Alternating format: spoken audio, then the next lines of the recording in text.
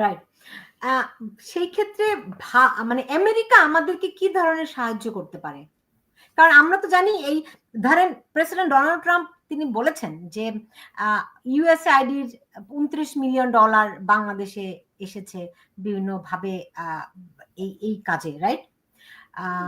ঠিক এইরকম ভাবে আরো অনেক অর্থ ব্যয় করা হয়েছে, যেটি আমি সেদিন চাক সুমারেরও একটি প্রেস রিলিজ যেখানে দেখলাম যে বাংলাদেশকে কত কি পরিমাণ অর্থ দেওয়া হয়েছিল এবং কতখানি ডোনাল্ড ট্রাম্প এখন বন্ধ রেখেছেন। তো আমেরিকারও তো একটা দায় আছে।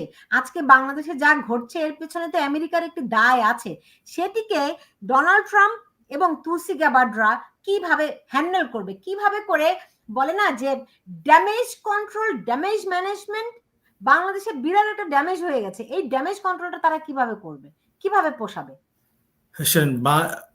America obviously help many country.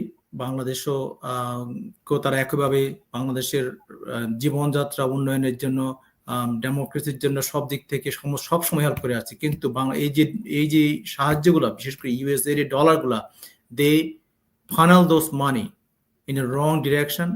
Basically জঙ্গিবাদের পেছনে তারা টাকাগুলো খরচ করছে।